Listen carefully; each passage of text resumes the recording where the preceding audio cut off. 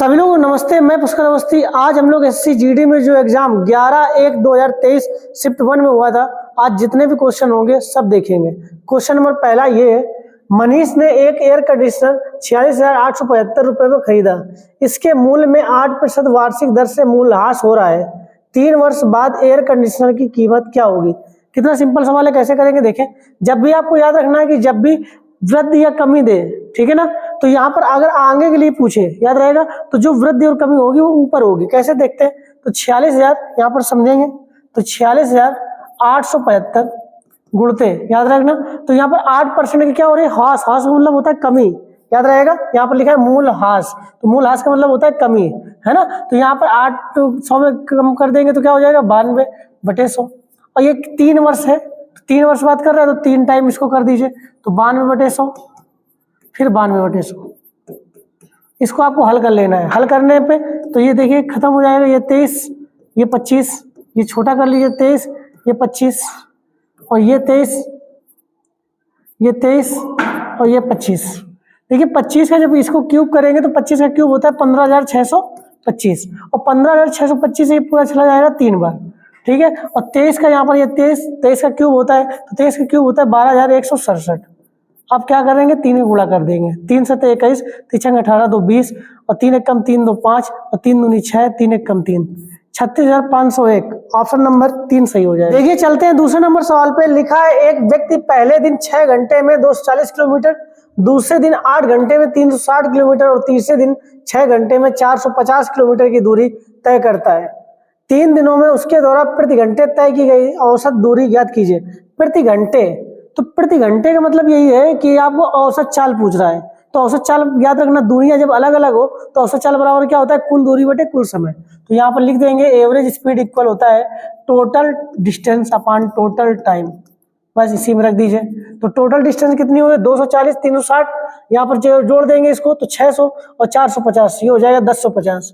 आप इसको जोड़ दीजिए टोटल टाइम को, तो 8 6 14 6 20, तो 20 हो जाएगा, तो 0 0 खत्म हो जाएगा, और 2 से 105 काटेंगे तो ये हो जाएगा 52.5, ठीक है ना। तो यही आपका आंसर हो जाएगा 52.5, एक ऑप्शन सही हो जाएगा, ठीक है ना। चलते हैं अगले सवाल। देखिए चलते हैं तीसरे नंबर सवाल पे। लिखा है, प्याज के मूल्य में 25% की वृद्धि के कारण एक महिला 200 रुपए में 5 किलोग्राम कम प्याज खरीद सकती है, तो प्याज का बढ़ा हुआ मूल्य क्या होगा? अब कितना सिंपल सवाल है, देखते हैं। लिखा है 25% की वृद्धि, तो वृद्धि के कारण ही तो हुआ है कि 5 किलोग्राम कम प्याज मिला है। तो यहाँ पर 200 का 25% कितना होता है, तो निकाल सकते हो 50 रुपए, तो यही 50 रुपए वृद्धि होगी, याद रहेगा। तो इसी कारण तो है 5 किलोग्राम कम हुआ, तो यही 50 रुपए जब आपके पास नहीं थे तो 5 किलो उसने कम कर लिए, तो यही 50 रुपए के 5 kg, याद रहेगा। जब 5 kg 50 के, याद रहेगा 50 रुपए के, तो भैया 1 kg कितने का, 10 रुपए के, कितने के, 10 रुपए के। तो ये आपका इस समय का भाव आ गया, ठीक है ना। ऑप्शन देख सकते हैं 10 रुपए प्रति केजी, ऑप्शन नंबर 3 सही हो जाएगा, ठीक है ना। चलते हैं अगले सवाल। देखिए चलते हैं चौथा नंबर सवाल पे। लिखा है, एक व्यक्ति कार से 600 किलोमीटर की दूरी 50 किलोमीटर प्रति घंटे की औसत चाल से तय करता है, और 100 किलोमीटर की दूरी 100 किलोमीटर प्रति घंटे की चाल से तय करता है, और अंत में 50 किलोमीटर की दूरी 25 किलोमीटर प्रति घंटे की चाल से तय करके अपने गंतव्य तक पहुंचता है। पूरी यात्रा के दौरान उसकी औसत चाल कितनी होती है, याद रखना। तो आपको पता होना चाहिए कि जब दूरियां अलग अलग हो तो औसत चाल बराबर होता है कुल दूरी बटे कुल समय, है ना। तो एवरेज स्पीड यहाँ पर समझे क्या होता है, total distance upon total time, बस इसी में रख देना है। तो टोटल डिस्टेंस यहाँ पर दिख रही होगी 600, लेकिन यहाँ पर टाइम नहीं दिख रहा है। तो आपको यहाँ पर चाल तो दिख रही है, दूरी दी गई है, तो आपको क्या निकालना है, समय निकाल लेना है। तो देखिए 50 का यहाँ पर 600 किलोमीटर की 50 किलोमीटर प्रति घंटे की चाल से, तो समय कितना लगेगा, 12, तो यहाँ पर आ जाएगा 12 घंटे। इसी तरीके 100 किलोमीटर प्रति घंटे से, और 100 किलोमीटर चलना है, तो यहाँ पर 1 घंटा इसको लगेगा। इसका मतलब 25 किलोमीटर प्रति घंटे की चाल से 50 चलना है, तो यहाँ पर कितने लगेंगे, 2 घंटे। तो 12, 1 और 2 जोड़ दीजिए, तो ये हो जाएगा 15, तो ये हो जाएगा 15, और टोटल डिस्टेंस अब जोड़ दीजिए, तो 600, 700, और यहाँ पर जोड़ देंगे तो यहाँ पर 50, तो 750, तो 750 हो जाएगा। अब क्या करेंगे, 15 के भाग देंगे, 15 अपना 75, 50 किलोमीटर प्रति घंटा आपका आंसर हो जाएगा, ऑप्शन नंबर 1 सही हो जाएगा। देखिए चलते हैं 5वें नंबर सवाल पे। लिखा है, एक क्लब में 90 महिला सदस्य और 60 पुरुष सदस्य। यदि महिला सदस्यों की औसत आयु 35 वर्ष है और पुरुष सदस्यों की औसत आयु 45 वर्ष है, तो पूरे क्लब की औसत आयु ज्ञात कीजिए। कितना सिंपल सवाल है, कैसे करेंगे देखते हैं। तो यहाँ पर 90 महिलाएं, कितनी महिलाएं 90, और उनकी औसत आयु कितनी है, यहाँ पर 35 वर्ष है। तो क्या करना है, इनका गुणा कर दीजिए, कुल योग निकाल लीजिए। तो 35 नवैया हो जाएगा 315 और 0 लगा दीजिए। इसी तरीके पुरुष सदस्य कितने हैं, 60 है, और यहाँ पर कितने है, उनकी औसत आयु कितनी है, 45। तो 45 गुणा कर दीजिए इसमें 45, तो 45 छक्का होता है 270, 0 लगा दीजिए, 2700 आ जाएगा। कितना आ जाएगा, 2700। इनको आपको क्या करना है, जोड़ देना है। जब जोड़ने में आ जाएगा 0, 5, 7, 1, 8 और यहाँ पर 5, तो 5850 आ जाएगा कुल योग, ठीक है ना। अब औसत निकालना है, तो औसत में जितने लोग हैं तो 60 और यहाँ पर 90 जोड़ देंगे तो 150 हो जाएगा। तो 150 का भाग दे दीजिए, ठीक है ना, यही आपका एवरेज निकल आएगा। तो 0 से 0 खत्म हो जाएगा, 15 से काटेंगे तो 15 तक 45 और 15 नवैया 135। तो यहाँ पर 39 वर्ष आपका आंसर हो जाएगा। ऑप्शन नंबर 1 सही हो जाएगा। देखिए चलते हैं 6वें नंबर सवाल पे। लिखा है दो संख्याओं का अंतर उनके योग का 15% है, छोटी संख्या और बड़ी संख्या का अनुपात क्या होगा। कितना सिंपल सवाल है, देखते हैं। जब पता है कि योगफल तो a + b और अंतर क्या होगा, a - b, दो संख्याएं हैं, तो यहाँ पर अंतर उनके योग का 15% है, तो योग क्या कर देंगे 100 और ये 15%। आप इसको काट दीजिए, तो जब काटेंगे तो 5 से काटेंगे तो ये 20 आ जाएगा, 5 से काटेंगे 3 आएगा, ठीक है ना। आपको ये पता होना चाहिए, जब यहाँ पर a + b की वैल्यू दी गई हो, a - b की वैल्यू दी गई, बड़ी वाली निकालने के लिए दोनों को जोड़कर आधा कर देंगे तो बड़ा वाला, और दोनों घटाकर आधा कर देंगे तो छोटा वाला मिल जाएगा। लेकिन आपको ये पता होना चाहिए अनुपातिक वैल्यू में आप आधा करने की जरूरत नहीं है, ठीक है ना, डायरेक्टली निकाल सकते हैं। कैसे, a की वैल्यू निकालने के लिए क्या करेंगे, दोनों को जोड़ दीजिए तो 20 और 3 हो जाएगा 23, और जबकि b की वैल्यू निकालने के लिए दोनों घटा दीजिए तो 20 में 3 हो जाएगा 17। तो ये पूछ रहा है छोटी संख्या और बड़ी संख्या, तो छोटी संख्या क्या आ गई 17 और ये 23, तो 17/23। ऑप्शन नंबर देख सकते हैं 3 सही हो जाएगा, ठीक है। देखिए चलते हैं 7वें नंबर सवाल पे। लिखा है एक शंख की त्रिज्या 5 सेंटीमीटर है और इसकी तिर्यक ऊंचाई 16 सेंटीमीटर है, इसका कुल पृष्ठीय क्षेत्रफल सेंटीमीटर स्क्वायर में क्या होगा। कितना सिंपल सवाल है, कैसे करेंगे। आपको पता होना चाहिए कि शंख का वक्र पृष्ठ जो होता है वो πr/l होता है, जबकि संपूर्ण पृष्ठ क्या होता है πr और कोष्ठ में l+r। तो क्या होता है संपूर्ण पृष्ठ, टोटल सरफेस एरिया जो होता है शंख का होता है πr/l+r। बस आपको क्या करना है, इसी में रख देना है। तो पाई का मान 22/7, r का मान 5, और जब जोड़ देंगे इन दोनों को तो हो जाएगा 21, तो 21 रख देंगे। तो 7 × 21 और 5 × 15, 15 × 30, 15 × 30, 3 33, तो 330 आपका आंसर हो जाएगा। ऑप्शन नंबर 1 सही हो जाएगा, ठीक है ना। चलते हैं अगले सवाल। ये चलते हैं 8वें नंबर सवाल पे। लिखा है रूबी ने 1 रुपए में 20 बटन खरीदे, 25% का लाभ प्राप्त करने के लिए उसे 1 रुपए में कितने बटन बेचने चाहिए। कितना सिंपल सवाल है, कैसे करेंगे। तो यहाँ पर 25% का लाभ प्राप्त करना है, तो जो वैल्यू 100 है तो यहाँ पर 125 चाहिए आपको, तो यही तो भाव हुआ। तो 100 की वैल्यू 125 चाहिए आपको, तो यहाँ पर अनुपात कितना हो जाएगा, भाव का हो जाएगा 4:5 का। तो ये अब जब भी भाव का अनुपात हो उसको पलट देंगे तो मात्रा का अनुपात हो जाएगा। क्या हो जाएगा, मात्रा का अनुपात क्या बन जाता है, 5:4। तो बस याद रखना। तो यहाँ पर 5 की वैल्यू यहाँ पर दी गई है, 5 बराबर किसके, 20 के। जब 5 बराबर 20 के तो 4 बराबर 16 के, यही आपका आंसर हो जाएगा। ऑप्शन नंबर 4 सही हो जाएगा, ठीक है ना। चलते हैं अगले सवाल पे। देखिए चलते हैं 9 नंबर सवाल पे। लिखा है किसी अनुपात में प्रथम और चतुर्थ पद का गुणनफल 70 है और द्वितीय और तृतीय पद का गुणनफल 3.5x है, तो x का मान कितना है। कितना सिंपल सवाल है, आपको पता होना चाहिए कि अनुपात समानुपात जब भी आपने पढ़ा होगा तो आपने ये जरूर पढ़ा होगा कि a/b समानुपात यहाँ पर हो जाएगा c/d।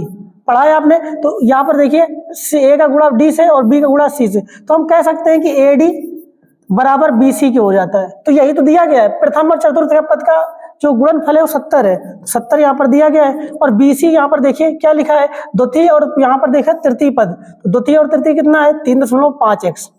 तो बस आपको करना क्या है, बस क्या करना है, 3.5 से 70 में भाग दे दीजिए, कितने बार जाएगा 20 बार, तो यही x की वैल्यू आ जाएगी। कितना आ जाएगा 20। ऑप्शन नंबर 4 सही हो जाएगा, ठीक है ना। चलते हैं अगले सवाल। देखिए चलते हैं 10 नंबर सवाल पे। लिखा है A और B मिलकर एक कार को 50 घंटे में। देखिए चलते हैं 10 नंबर सवाल पे। लिखा है A और B मिलकर एक कार को 50 घंटे में पूरा कर सकते हैं, B और C मिलकर उसी कार को 75 घंटे में कर सकते हैं, और A और C मिलकर उसी कार को 25 घंटे में कर सकते हैं। वह समय ज्ञात करें जिसमें A, B और C मिलकर कार को पूरा करेंगे। कितना सिंपल सवाल है, टाइम एंड वर्क का। देखेंगे तो जब हमें पता है कि A + B यहाँ पर, तो जब हमें पता है कि A + B की वैल्यू कितनी है, यहाँ पर दिया है 50 घंटे में, और B + C की वैल्यू कितने घंटे में, 75 घंटे में, और यहाँ पर A और C के घंटे क्लियर कर सकते हो 25 घंटे में। तो हम क्या लेंगे, सबका लासा ले लीजिए, तो लासा कितना आएगा 150, तो 150 कार मान लीजिए, तो आपको इसकी क्षमता कितनी, ए और बी की क्षमता कितनी है 3, और बी और सी की क्षमता कितनी है 2, और ए और सी की क्षमता कितनी हो जाएगी 6।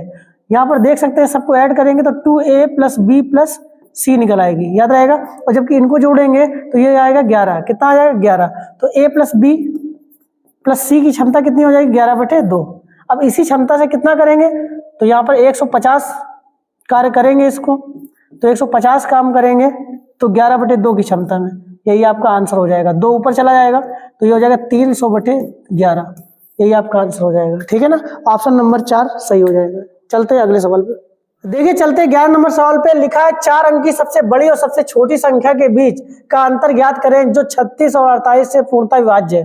कितना सिंपल सवाल है, कैसे करेंगे देखते हैं। तो सबसे पहले आपको क्या करना है, 36 और 48 का एलसीएम निकाल लेंगे। एलसीएम कितना आएगा 144।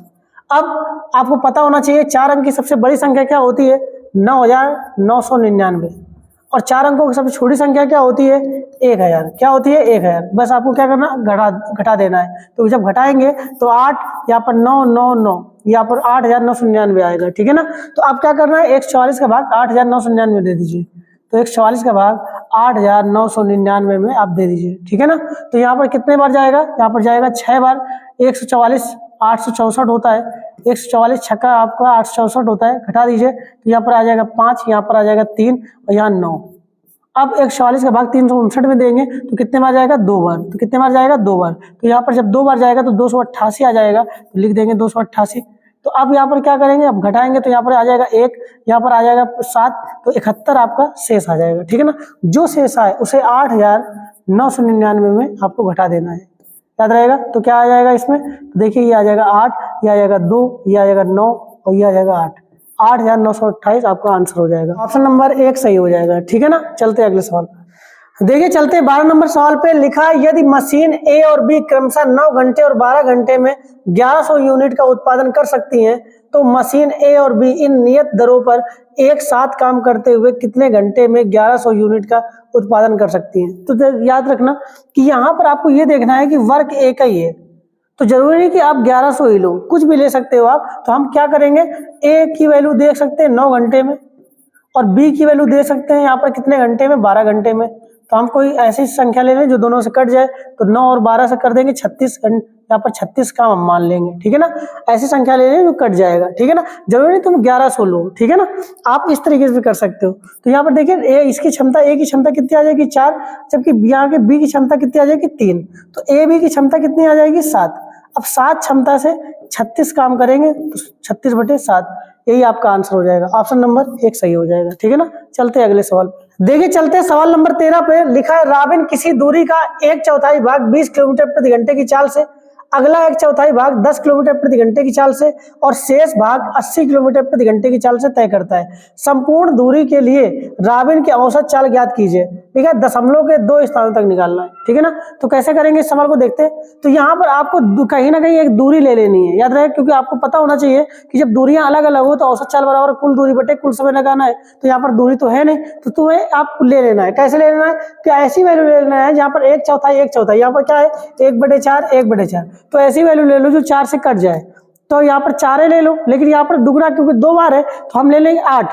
तो जब 8 ले लेंगे तो इसमें 2 जीरो और बढ़ा देंगे, तो हम मानेंगे 800 किलोमीटर, याद रहेगा। जब 800 किलोमीटर यहाँ पर अब चाहिए क्या, समय अलग अलग चाहिए, तो चाल देखिए चाल अलग अलग है। तो 20 किलोमीटर से अब 1/4 दूरी, तो 1/4 दूरी जो है यहाँ पर कितनी हो जाएगी, इसका निकालेंगे तो 200। तो 200 किलोमीटर 20 की स्पीड से, तो इसमें समय कितना हो जाएगा, समय कितना हो जाएगा 10, कितना आ जाएगा 10। इसी तरीके फिर 1/4, तो 1/4 फिर 200 किलोमीटर, फिर किस चाल से, यहाँ पर देखिए 10 किलोमीटर प्रति घंटे से, तो 10 किलोमीटर प्रति घंटे से। इसमें जो टाइम लगेगा तो यहाँ पर टाइम कितना लगेगा, टाइम आएगा यहाँ पर आ जाएगा 20, कितना आ जाएगा 20 घंटे, ठीक है ना। अब शेष बचा कितना है 400, कितना बचा है 400 किलोमीटर, किस चाल से चलेगा 80 की चाल से। तो अब इसमें टाइम कितना आ जाएगा, तो यहाँ पर आ जाएगा 5 घंटे, कितना आ जाएगा 5 घंटे। तो टोटल आपका समय कितना हो गया, तो बी यहाँ पर हो जाएगा 30 और 30 5 35, जबकि आपने माना कितना था 800, कितना माना था 800, तो इसी 800 में 35 का आपको भाग दे देना है, ठीक है ना। कुल दूरी बटे कुल समय, तो आप कर दीजिए। तो यहाँ पर जब भाग देंगे तो 5 से काट देंगे तो 160 बटे आ जाएगा 7, ठीक है। 7 दूनी 14 आ जाएगा और 7 दूनी 14, यहाँ पर देखिए 7 दूनी 14, 16 है, 2 बचेगा, 7 दूनी 14 तो 22 आ जाएगा। ऑप्शन देखिए कहीं पर एक ही जगह पर 22 है और कहीं पर 22 नहीं है। जब भी आपको इस तरीके सवाल मिल जाए कि दशमलव के 2 स्थानों तक, तो इतना करने की जरूरत नहीं होती, आपको बस ऑप्शन चेक कर लेना है, ठीक है ना। तो ये ऑप्शन नंबर 2 सही हो जाएगा। करना हो तो इसको और आगे कर लीजिए, ठीक है ना। चलते हैं अगले सवाल।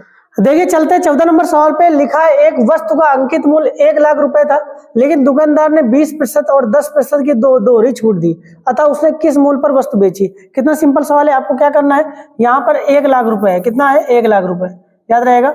अब यहाँ पर पहले यहाँ पर 20% छूट तो 80/100, और फिर यहाँ पर क्या करना है 10% तो 90/100। इसको आपको हल कर लेना है। तो 2 जीरो से 2 जीरो, यहाँ पर 4 जीरो खत्म हो जाएंगे, यहाँ पर देख सकते हैं। तो 9 8 72, तो आपका 72,000 आपका आंसर हो जाएगा। ऑप्शन नंबर 1 सही हो जाएगा। और ऐसा नहीं करना तो आप डायरेक्टली भी कर सकते हैं। 100 की वैल्यू 20 कम करिए, 20 और 20 जब 80 वैल्यू बन जाएगी तो 80 का 10% 8, तो कुल मिला के 28 की कमी हुई, याद रहेगा। तो 28 कम हुई तो इसका मतलब 72, 100 में 28 कम कर दी 72, 72,000 आ जाएगा, ठीक है ना। अगर 100 की वैल्यू 1 लाख है तो 72 की वैल्यू 72,000, ठीक है ना। चलते हैं अगले सवाल पे। देखिए चलते सवाल नंबर 15 पर। लिखा है यदि 2 की पावर 305 प्लस 303 को 9 से विभाजित किया जाता है तो शेष फल क्या प्राप्त होता है। तो देखिए कितना सिंपल सवाल है। यहाँ लिखा है 2 की पावर 305 प्लस 303 बटे, यहाँ पर 9 कर सकते हैं, 9 का भाग देना है। तो ऐसी कोई वैल्यू ले लो जो 9 से 1 कम हो या 1 ज्यादा हो। तो यहाँ पर 2 है तो 8 बन सकता है, तो किसी भी तरीके 8 बनाना है यहाँ पर। तो 2 की पावर 2 अलग कर लीजिए और 2 की पावर यहाँ पर हो जाएगा, यहाँ पर कितना हो जाएगा 303 हो जाएगा, और प्लस 303 बटे कर देंगे 9। तो किसी भी तरीके 8 बना तो 8 बन जाएगा। आप देखिए तो यहाँ हो जाएगा 4 और ये बन जाएगा 2 की पावर कितना हो जाएगा 3 की पावर 101 प्लस 303 बटे 9। इसको जब हल करेंगे तो 4 गुणते यहाँ हो जाएगा 8, तो 8 की पावर 101 प्लस 303 बटे 9, ये 8 बन गया। ये नियम होता है, पिछली क्लास में मैंने बताया है। तो जब नियम होता है तो यहाँ पर 1 कम होता है तो यहाँ पर घात चेक करते हैं, घात विषम है तो जो वैल्यू होती है बेस में तो वही आपका शेष होता है। तो 8 ये 8 ही आएगा, तो ये वैल्यू 8 ही आएगा। तो 8 चौक कितना हो जाएगा 32, तो बस 303 में 32 जोड़ देना है तो 335 आ जाएगा। 335 में 9 का भाग देना है, तो 9 का भाग देना है, 9 के 27 हो जाएगा, 6 9 65 बचेगा। यहाँ पर वैल्यू बनेगी तो 963, तो 63 आ जाएगा। 9 7 कितना आ जाएगा 63, तो 2 शेष आ जाएगा। कितना आ जाएगा, रिमेन कितना आ जाएगा 2, ठीक है ना। ऑप्शन नंबर देख सकते हैं 1 सही हो जाएगा, ठीक है ना। देखिए चलते हैं 16 नंबर सवाल पे। लिखा है एक कुर्सी 800 रुपए में खरीदी जाती है और 1100 रुपए में बेची जाती है, तो लाभ प्रतिशत ज्ञात कीजिए। कितना सिंपल सवाल है। आपको पता होना चाहिए कि सीपी आपका 800 रुपए है और एसपी कितना है 1100 रुपए है। अब प्रॉफिट क्या नहीं निकाल सकते आप, तो 1100 में 800 घटा दीजिए तो 300 प्रॉफिट निकल आएगा। अब प्रॉफिट परसेंट निकाल लीजिए, तो 300 हमेशा सीपी पर प्रॉफिट निकाला जाता है, प्रॉफिट एंड लॉस। तो यहाँ हो जाएगा 800 गुणते 100, ठीक है ना। तो यहाँ पर निकाल लीजिए, तो 2 जीरो से 2 जीरो खत्म हो जाएगा। 8 का भाग दे देंगे 300 में तो पूरा तो जाएगा नहीं, दशमलव में जाएगा, तो 8 3 24 हो जाएगा। यहाँ पर 6 बचेगा, 8 7 56 आ जाएगा, 4 बचेगा, दशमलव लगा के 0 बढ़ा देगा तो 8 5 40, 37.5 आपका सही हो जाएगा। ऑप्शन नंबर 3 सही होगा, ठीक है ना। चलते हैं अगले सवाल। देखिए चलते हैं सवाल नंबर 17 पे। लिखा है 14 सेंटीमीटर ऊंचाई वाले लंबवृत्तीय बेलन का वक्र पृष्ठीय क्षेत्रफल 110 सेंटीमीटर स्क्वायर है, बेलन के आधार का व्यास क्या होगा। कितना सिंपल सवाल है। आपको पता होना चाहिए कि बेलन का वक्र पृष्ठीय क्षेत्रफल क्या होता है 2 पाई RH, क्या होता है, तो लिख देंगे 2 पाई RH बराबर दिया गया है, कितना दिया गया है 110। तो बस आप 2 गुणते 22/7 गुणते R की वैल्यू निकाल लेना है, क्योंकि व्यास पूछ रहा है, और H की वैल्यू दी गई है कितना 14, तो यह हो जाएगा 110। बस इसको आपको हल कर लेना है। 7 दूनी 14, तो यहाँ पर 22 पंचे 110, और यह आ जाएगा R की वैल्यू आ जाएगी 5/4, ठीक है ना। तो जब याद रखना त्रिज्या मालूम हो गई तो व्यास दुगना कर देंगे, तो व्यास कितना हो जाएगा, तो ये हो जाएगा 5/4 गुणते 2। जब इसको 2 से 2 खत्म कर देंगे तो 5/2, तो मतलब 2.5, कितना आंसर आ जाएगा 2.5। ऑप्शन देख सकते हैं 3 आंसर सही हो जाएगा, ठीक है ना। चलते हैं अगले। देखिए चलते हैं सवाल नंबर 18 पर। लिखा है एक वस्तु का अंकित मूल्य 2000 रुपए था, लेकिन दुकानदार ने 20% की छूट दी, उसने अंततः वस्तु को कितने में बेचा। कितना सिंपल सवाल है। तो यहाँ पर 100 की वैल्यू है, 20% छूट देगी तो 80, तो 80 की वैल्यू निकालें, जबकि 100 की वैल्यू दी गई है। तो आपको क्या करना है 2000 यहाँ पर 80/100 कर देना है, आंसर आ जाएगा। यहाँ पर 2 जीरो खत्म हो जाएगा, 8 दूनी 16, तो आपको वैल्यू आ जाएगी 1600। ऑप्शन नंबर 4 सही हो जाएगा, ठीक है ना। चलते हैं अगले सवाल पे। देखिए चलते हैं सवाल नंबर 19 पर। लिखा है कितने वर्षों में 800 रुपए की धनराशि 10% वार्षिक दर से 926.10 रुपए हो जाएगी, जबकि ब्याज अर्धवार्षिक रूप से संयोजित होता है। तो जब ब्याज अर्धवार्षिक रूप से संयोजित होता है बेटा, तो यहाँ पर दर क्या हो जाती है आधी, और समय क्या हो जाता है दुगना हो जाता है। तो यहाँ पर दर कितनी है 10 है, तो कितनी हो जाएगी 5% हो जाएगी। ठीक है ना, ये याद रखना। फार्मूला आपका होता है A बराबर P 1 + R/100 की पावर T। बस आपको इसी को प्रयोग कर लेना है। तो A की वैल्यू यहाँ पर लिखी है 926.10, और यहाँ पर जब करेंगे तो P को नीचे ले आएंगे तो ये हो जाएगा 800। ठीक है ना, अब यहाँ पर करेंगे तो 1 + R की जगह 5 रखेंगे तो हो जाएगा 105/100 की पावर T। बस इसी को आपको हल कर लेना है। इसकी हम शॉर्ट ट्रिक बता रहे हैं कैसे करेंगे, ये देख रहे हैं। इसको हल करने में काफी टाइम लगता है, तो देखिए कैसे करेंगे। तो जब इसको काटेंगे तो ये बन जाएगा 21, कितना बन जाएगा, और ये हो जाएगा 20। जब इसको आप हल करेंगे तो ये हो जाएगा नीचे 2 0, 1 0 से 1 0, तो ये हो जाएगा 92 61, और ये बन जाएगा 8000। आप देख सकते हैं 21 का 92 61 क्या होता है, क्यूब होता है, और जबकि 20 का 8000 क्या होता है, ये भी क्यूब होता है। तो क्यूब होता है, इसका मतलब समय कितना होगा 3 वर्ष। अगर स्क्वायर होता तो यहीं पर 2 वर्ष होता। ठीक है ना, तो यहाँ पर क्यूब 3 वर्ष, इस समय 3 वर्ष है, लेकिन पहले कहाँ रख क्या रहा होगा, दुगना किया गया तो दुगने में 3 वर्ष हुआ, तो पहले कितना रहा होगा 1.5 वर्ष। आपका ऑप्शन देख सकते हैं क्या है, 4 ऑप्शन सही हो जाएगा। ठीक है ना, चलते हैं अगले सवाल। देखिए चलते हैं सवाल नंबर 20 पर। लिखा है यदि A + B = 25 और A - B = 7 है तो A और B का मध्यानुपाती ज्ञात करें। कितना सिंपल सवाल है, कैसे करेंगे देखते हैं। जब भी आपको दो संख्याओं का योग और दो संख्याओं का अंतर मिल जाए तो दोनों को जोड़कर आधा करने से बड़ा वाला मान और दोनों घटाकर आधा करने से छोटा वाला मान प्राप्त होता है, ये पता होना चाहिए आपको। तो यहाँ पर देखिए 25 और 7 दोनों को जोड़िए, आधा कर दीजिए तो A की वैल्यू मिल जाएगी। तो 25 7 32, 32 का आधा कितना हो जाएगा 16, और B की वैल्यू बेटा निकालना है तो क्या करेंगे 25 में 7 घटाएंगे 18, 18 का आधा कर देंगे तो 9 आ जाएगा। ठीक है ना, अब चाहिए मध्यानुपाती। तो आपको ये पता होना चाहिए कि मध्यानुपाती का फार्मूला क्या होता है, √AB। क्या होता है √AB। बस A की जगह A और B की जगह B रख दीजिए। तो A की जगह रख देंगे 16 और B की जगह रख देंगे 9।